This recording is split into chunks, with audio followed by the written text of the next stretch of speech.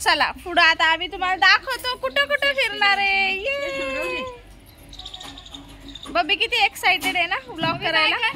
बबी मम्माला पण सांग ब्लॉग करायला। बबीच करा ब्लॉग। हा ना माझी पर्स अवधूत। हॅलो अवधूत। बबी माझी पर्स होती नाही इथं। हाय नाही इथं अवधूत। बबी आपण कुठे चाललो? गणपती बाप्पा मोरया। श्री स्वामी समर्थ महाराज की जय। आज आम्ही चाललोय नाशिकला। नाशिकला आता आम्ही का चाललोय ते तुम्हाला पुढे व्हिडिओ मध्ये कळेलच। है की नाही बब्बी?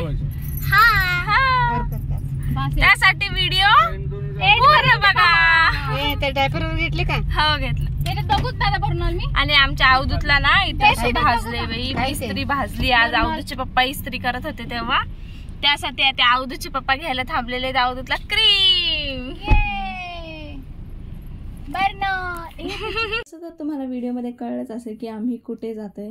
तरी पण मी परत एकदा सांगते, आम्ही चाललेलो आहोत नाशिकला वणी, त्र्यंबकेश्वर आणि दिंडोरीसाठी।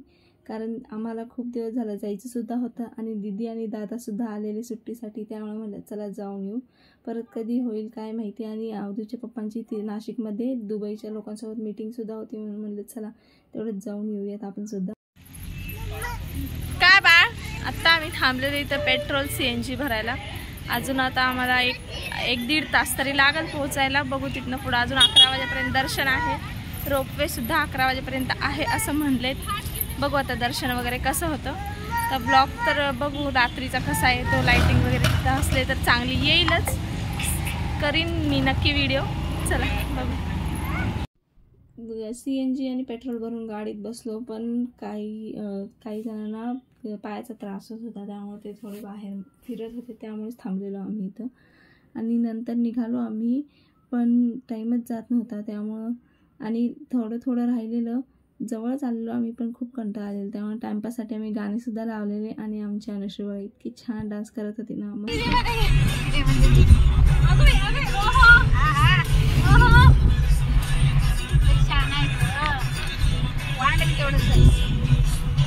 काय चालू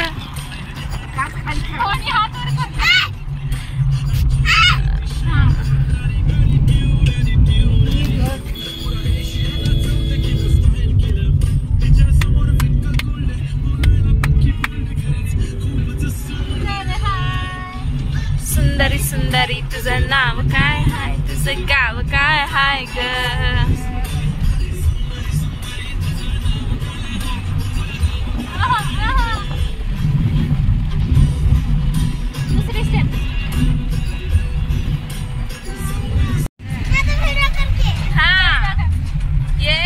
आता वणीच्या गावात पोहोचलेलो आहे आम्ही पण गडावरती अजून पोहोचायचे तोपर्यंत बबीचा डान्स बघा।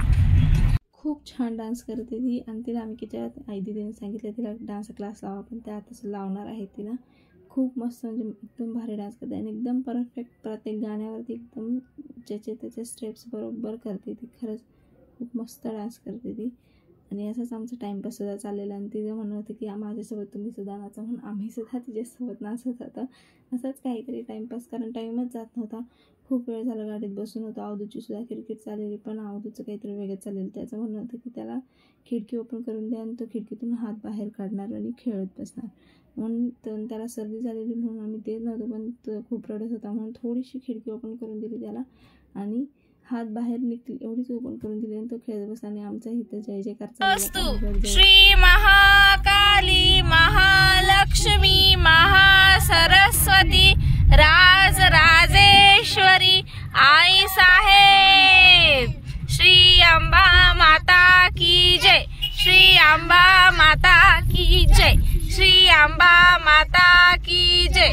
उदयोस्तु श्री महाकाली महालक्ष्मी महासरस्वती राज राजेश्वरी आई साहेब श्री अंबा माता की जय। श्री अंबा माता की जय। श्री अंबा माता की जय। भारत माता की जय।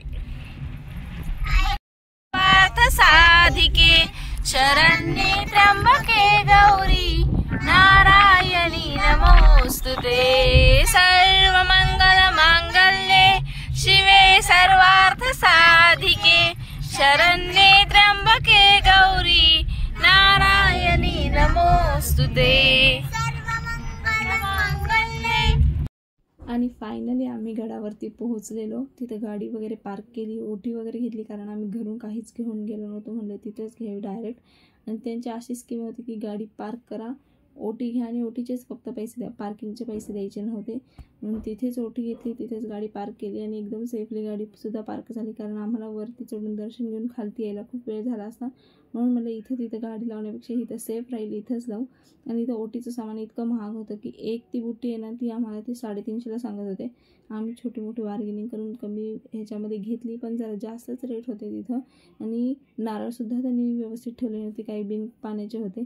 म्हणून आम्ही व्यवस्थित बघून दिदींनी नारळ वगैरे सगळे घेतले. पोहोचलेलो आहे आता आम्ही वणीच्या गडावरती. हे बघा इथून वरती दिसतंय का, इथं काय बहुतेक स्टेप्स आहेत, पण आम्ही जाणार आहे रोपवेनं. आणि आता ओटी पण घेतलेली आहे, आता जाऊ. चला बबी, पोहोचली का तू? हे घे प्रीती.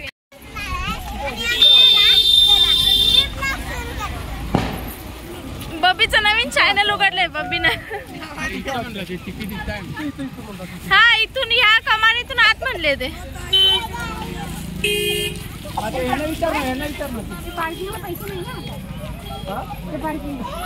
नाही पैसे आहे ना आता? नाही का? ओटी घेतली तर नाही. अच्छा, हा हा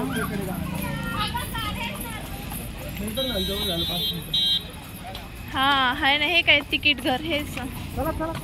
पटकन चला.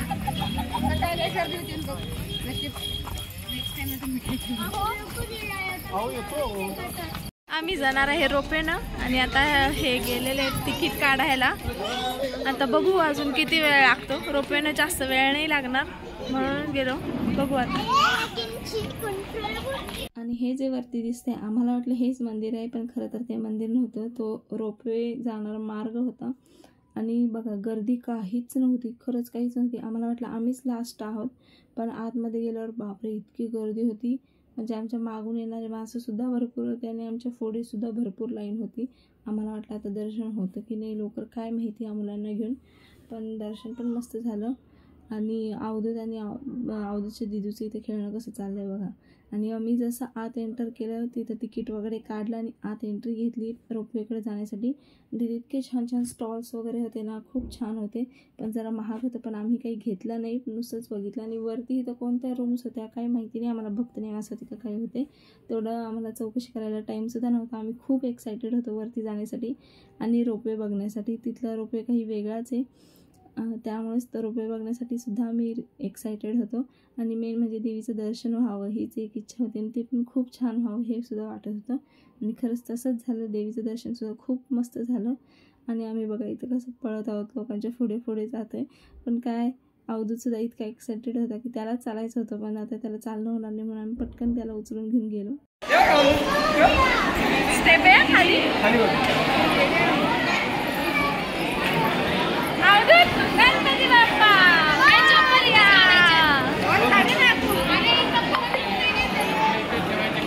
आणि अवधूतसुद्धा रोपेमध्ये बसण्यासाठी इतका एक्सायटेड होता. म्हणजे त्याला रोपवे म्हणजे काय हे माहिती नव्हतं, पण आम्ही त्याला सांगितलेलं की आपण ट्रेनमध्ये बसायचं आहे.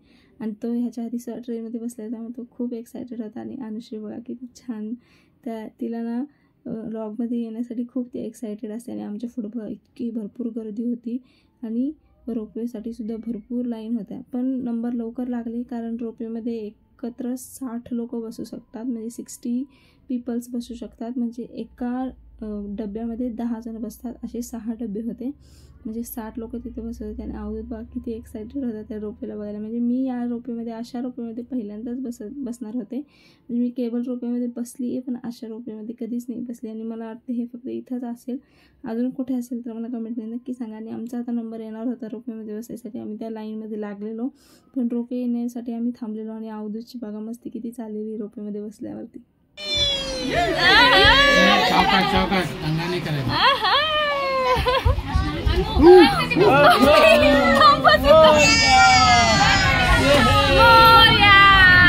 सप्तशृंगी माता की जय.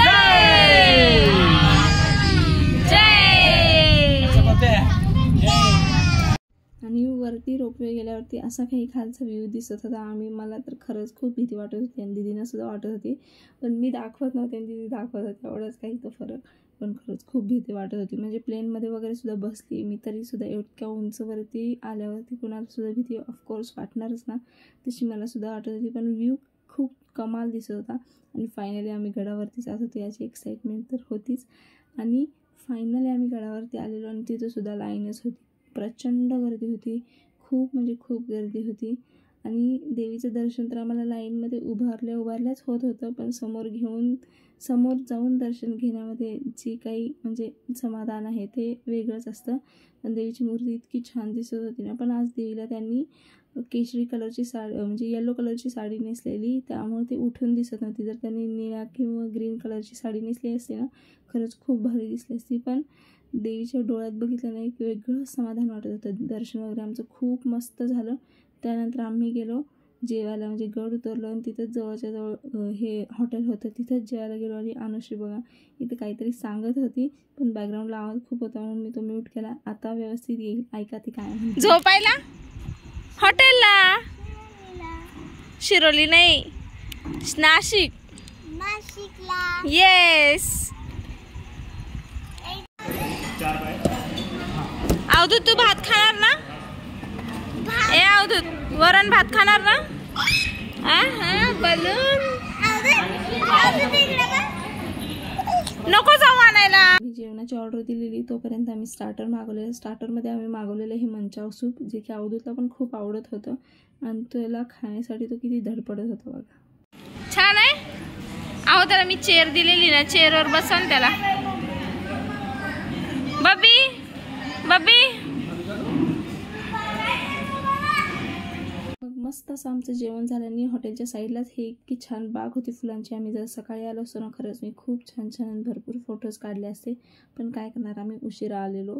खरंच खूप छान आजचं दर्शन झालं. आणि आजचा ब्लॉग तुम्हाला आवडला असेल तर कमेंटमध्ये नक्की सांगा. चॅनलवरती नवीन असेल तर सबस्क्राईब नक्की करा. चला भेटू नेक्स्ट व्हिडिओमध्ये.